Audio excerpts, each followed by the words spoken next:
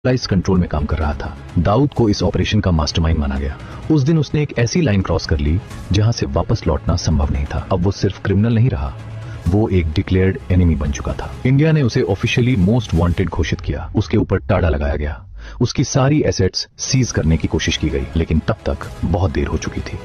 Blast के बाद India ने तुरंत एक्शन लिया।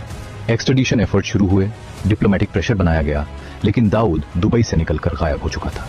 बाद में रिपोर्ट्स आईं कि उसने कराची में शरण ले ली है और उसे अलेजिडली आईएसआई की प्रोटेक्शन मिल रही है। इंडिया ने बार बार पाकिस्तान से उसे सौंपने की मांग की, लेकिन हर बार जवाब डिनाइल ही रहा। पाकिस्तान का हमेशा एक ही जवाब था, हमारे पास दाऊद नहीं है।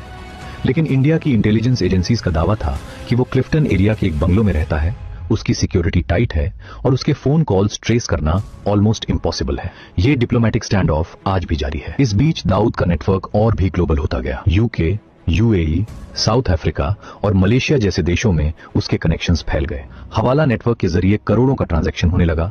फेक करेंसी इंडिया में भेजी जाने लगी और अफगानिस्तान से आने वाली ड्रग्स उसके रूट्स के जरिए पूरी दुनिया में फैलने लगी। ये सिर्फ क्राइम नहीं था, बल्कि एक पैरेलल सिस्टम था जो बॉर्डर्स के पार ऑपरेट कर रहा था। उसका हवाला नेटवर्क इतना सोफिस्टिकेटेड था कि पैसा एक देश से दूसरे देश में जाता था, लेकिन कोई पेपर ट्रेल नहीं छूटता था। इंटेलिजेंस एजेंसीज कहती हैं कि उसका एनुअल टर्नओवर बिलियंस में था।